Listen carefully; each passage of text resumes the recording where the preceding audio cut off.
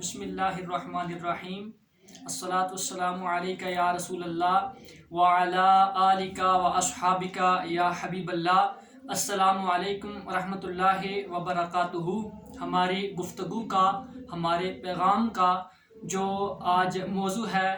وہ ایک national assembly کا پاس کردہ بل ہے جو دا ڈومیسٹک وائلنس بل 2021 کے نام سے جو شائع کیا گیا ہے، اور اس بل کی جو اس میں صورتحال بیان کی گئی ہے، جو قوانین یہ پاس کیے گئے ہیں، یہ سراسر اسلامی تعلیمات کے خلاف ہیں۔ جیسا کہ اس میں بل میں جو مین جو قانون کا حاصل ہے وہ یہ ہے کہ دا وائلنس، جو تشدد کے بارے میں یہ بل ہے کہ گھریلو تشدد جو ہے وہ اس کی روک تھام اور پریونشن اور اس کی جو پروٹیکشن ہے اس کے لیے اس بل کو پاس کیا گیا ہے۔ یہ بل 19 اپریل 2021 کو منسٹری آف ہیومن رائٹس کی طرف سے یہ بل پیش کیا گیا تھا، اور اسی دن یہ نیشنل اسمبلی سے پاس ہو گیا تھا اور ریفر کر دیا گیا تھا سینٹ کو۔ بہرحال اس بل میں جو اس کی جو آئین سے اور آئین پاکستان کے بھی ہم اس کو خلاف ہی سمجھے، کیونکہ یہ اسلامک ریپبلک آف پاکستان ہے، اس کے بھی یہ خلاف ہے اور یہ قرآن و سنت کے بھی خلاف ہے۔ اس بل میں جو متنازع قانون پیش کیے گئے ہیں، ایک تو یہ ہے کہ اب والدین اپنی اولاد کو کسی غلط مجلس میں جانے سے، کسی غلط بات سے اس کو ڈانٹ نہیں سکتے، اس پر کو ناراض نہیں ہو سکتے۔ بصورت دیگر اگر والدین اس سے ناراض ہوتے ہیں اور اس کو ڈانٹتے ہیں تو وہ جا کر اگر پولیس اسٹیشن میں اس کی رپورٹ کرتا ہے تو پولیس اسٹیشن اس کے والد کو صورت میں 3 سال کی قید بھی کر سکتی ہے، اور زیادہ سے زیادہ 1 لاکھ کا جرمانہ بھی والدین کو کیا جا سکتا ہے۔ اور اگر وہی والدین اپنی اولاد کو اپنی، چاہے وہ نافرمان ہو چاہے جیسی بھی ہو، چونکہ یہ سارے قانون اللہ نے جو والدین کو عظمت دی ہے اس کے خلاف ہو گئے، اور کہا کہ اگر یہ بچے جو ہیں اس سے پیسہ مانگتے ہیں باپ سے، تو باپ اگر ان کو پیسے نہیں دیتا تو اس کے خلاف بھی وہ جا کر وہ مقدمہ کر سکتے ہیں، اور مکمل طور پر ان کو، بچوں کو تحفظ دیا جائے گا،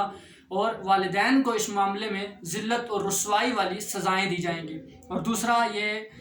بیوی پر تشدد کے حوالے سے ہے کہ اگر کوئی اپنی بیوی کو سمجھاتا ہے، قرآن مجید میں اللہ جل شانہ نے ارشاد فرمایا کہ الرجال قوامون علی النساء، کہ مرد جو ہیں یہ اپنی بیویوں پر سردار ہیں، تو اس سرداری کا مطلب ظلم اور تشدد ہرگز نہیں ہے،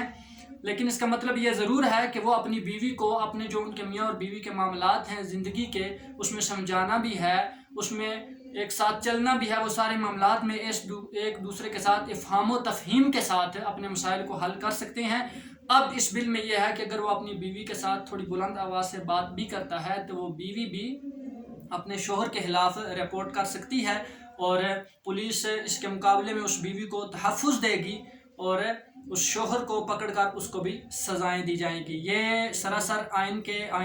قرآن کے خلاف ہے۔ اللہ جل شانہ نے قرآن مجید میں ارشاد فرمایا کہ والدین کی عظمت کو بیان کرتے ہوئے وَلَا تَقُلْ لَهُمَا أُفٍّ وَلَا تَنْهَرْهُمَا، کہ والدین تو اولاد جو ہے اس کے اتنے احسانات ہوتے ہیں والدین کے ان پر کہ اگر بچہ جو ہے بعض اوقات تھک بھی جائے بہت زیادہ والدین کی خدمت سے تو وہ اف بھی نہیں کہہ سکتا، لیکن آج اس اسلامک ریپبلک آف پاکستان میں یہ قانون پاس ہوا کہ والدین کو سزائیں بھی بچے دلوا سکتے ہیں، تو نہایت شرمناک اور قرآن کی نص کے یہ خلاف ہے۔ ٹھیک ہے، اس کے بعد جو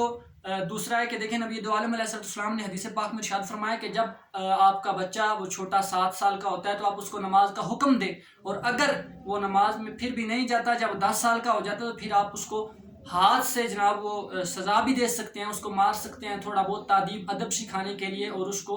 آداب اور فرائض سکھانے کے لیے، اور اس کو مسجد بھیج سکتے ہیں۔ لیکن آج اس نبی علیہ السلام کی تعلیم کو اس ریاست مدینہ کی بات کرنے والی حکومت نے، اور وہ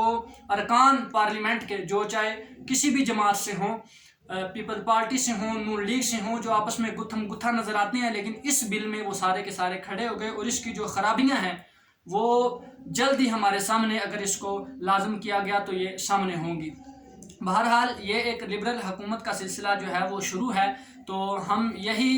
درخواست کرتے ہیں۔ مفتی منیب الرحمان صاحب نے اس کے لحاظ سے جو ہے وہ اپنی آواز کو بلند کیا، اور وہ ہر میدان میں، ہر میدان عمل میں ہر لحاظ سے، پہلے بھی ہوتے ہیں، اس دفعہ بھی انہوں نے آواز اٹھائی، اور دوسرے جو ہے وہ ابتسام الہی ظہیر صاحب وہ بھی اس حوالے سے اپنا بیان دے چکے ہیں، یہ جو بڑے علماء پاکستان کے جن کا معلومات ہماری میں یہ بات آئی ہے۔ بہرحال ہم علماء کی آواز کو بلند کریں گے، اور ہمیں پتہ چلا ہے آج ڈان نیوز کی خبر میں یہ بات آئی تھی کہ